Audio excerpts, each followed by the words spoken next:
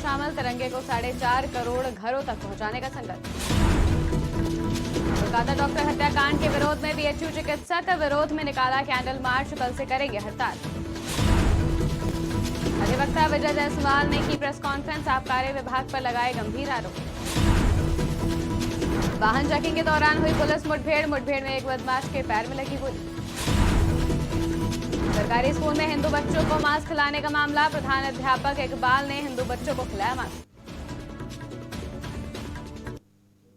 नमस्कार, स्वागत है आपका आज की खबर में। मैं हूं आपके साथ महिमा शर्मा। बढ़ते हैं उत्तर प्रदेश की बड़ी खबरों की ओर।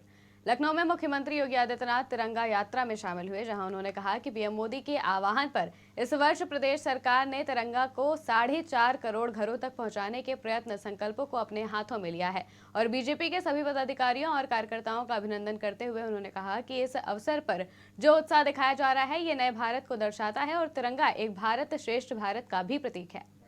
प्रधानमंत्री मोदी जी के आह्वान पर इस वर्ष उत्तर प्रदेश सरकार ने हर घर तिरंगा को 4.5 करोड़ घरों तक पहुंचाने के बृहद संकल्प को हाथ में लिया है।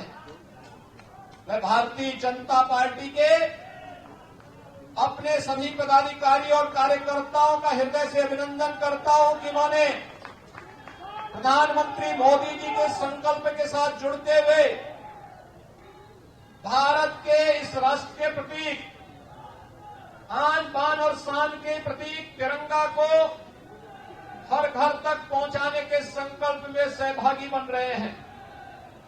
और पिछले 3 दिनों के अंदर उत्तर प्रदेश के अंदर तिरंगा यात्रा जिस उत्साह के साथ युवा मोर्चा के उत्साही कार्यकर्ता भारतीय जनता पार्टी के मार्गदर्शन में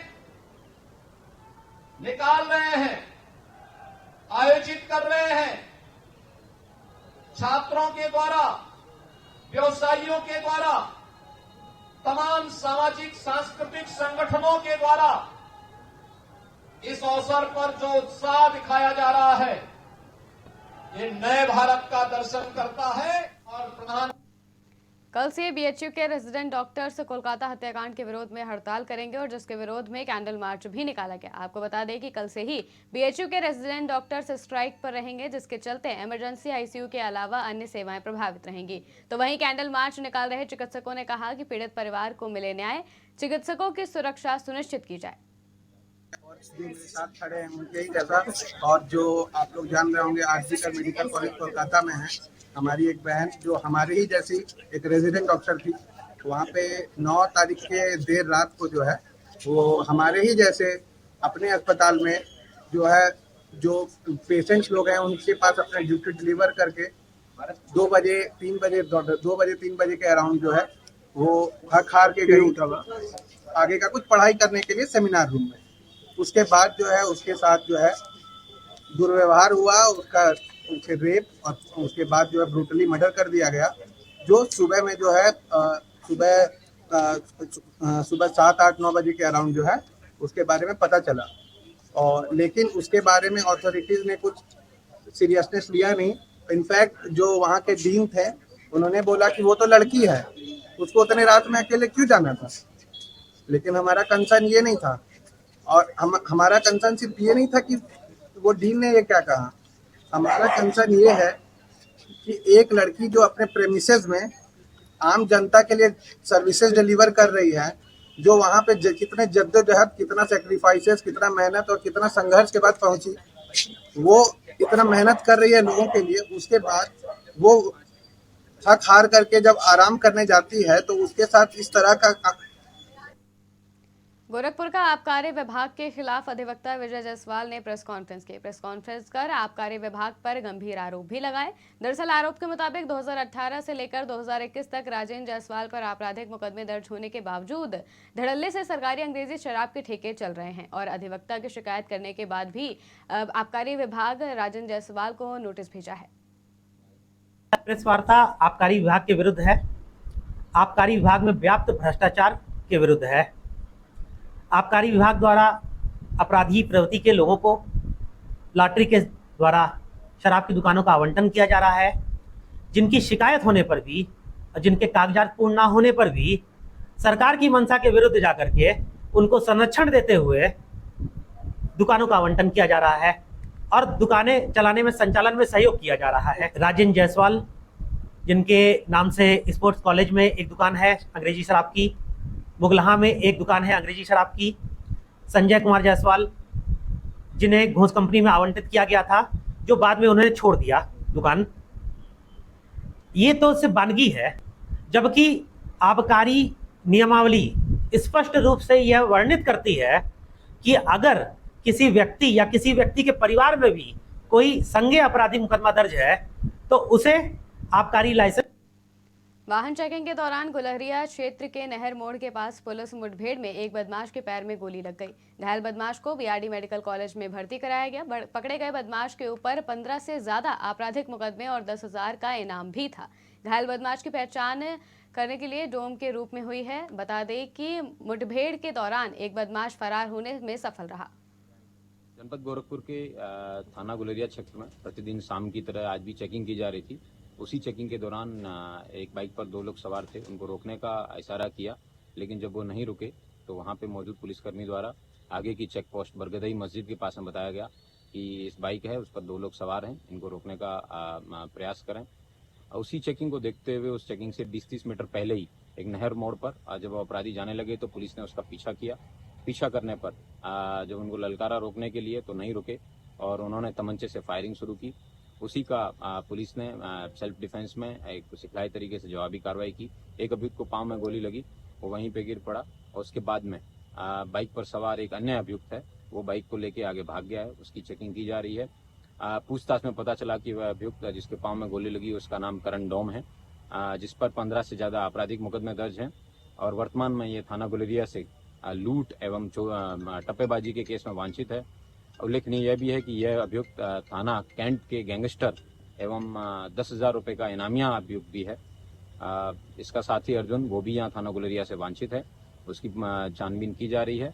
अभियुक्त को वर्तमान में करण डोम को मेडिकल कॉलेज बीआरडी ले जाया गया है, जहाँ उसकी चेकअप कराया जा रहा है। उसकी हालत स्थिर एवं सामान्य है। आगे की विधिक कार्रवाई है वो सुनिश्चित की जा रही है। मेरठ के वेदवाड़ा प्राथमिक विद्यालय में हिंदू बच्चों को मांस खिलाने का मामला सामने आया है, जहां सरकारी स्कूल के प्रधान अध्यापक इकबाल ने हिंदू बच्चों को मांस खिलाया और मांस खाने से मना करने पर बच्चों को स्कूल से निकालने की धमकी दी। वहीं इस मामले में बच्चे के पिता ने कोतवाली में एफआईआर दर्ज कराई है। सूचना मिलने के बाद मेरठ की जिला बेसिक शिक्षा अधिकारी स्कूल का मुआयना करने पहुंची और स्थानीय लोगों से जानकारियां ली, तो वहीं आरोपी प्रधान अध्यापक इकबाल को तत्काल प्रभाव से निलंबित कर दिया गया है। आज हमारे एक कार्यकर्ता का फोन हमारे पूर्व मंडल अध्यक्ष के पास आया। उसने बताया कि उसके बच्चों को स्कूल के अंदर मीट खिलाने के लिए जोर डाला गया है। तो हम तुरंत यहाँ पर एकदम स्कूल पर आए हैं, तो यहाँ पर देखा कि हेडमास्टर साहब बैठे थे और वो बच्चा भी था जिससे कहा गया था। मास्टर जी ने अपने पास से 100 रुपये दे के 3 बच्चों से मीट मंगाया और जो वहाँ पे 2 अन्य बच्चे हिंदू बच्चे थे उनको भी उन्होंने खाने के लिए बोला। उसमें एक दिव्यांग बच्चा है, उसने तो मीट खा लिया, दूसरे ने मना करा, तो उसको बाद में उसके फादर के सामने उसे सस्पेंड करने की धमकी दे रहा था। हमने आके पूछा तो कह रहा कि बच्चे तो अक्सर आते हैं और ऐसे ही खाते हैं और इसमें कोई ऐसी बात नहीं है। तो ऐसा लगता है कि ये जैसे कि आजकल जो ये वो चल रहे हैं ना सारे, कि ये थूक के खिलाना, पेशाब करना, ये इसी तरीके से सावन के महीने में सोमवार के दिन हिंदू बच्चों को मीट खिला रहे हैं। तो ये बरेली में स्कूली छात्रों द्वारा ट्रैफिक नियमों का उल्लंघन करने का मामला सामने आया है, जहां 4 लोग एक मोटरसाइकिल पर सवार होकर शहर में घूम रहे हैं।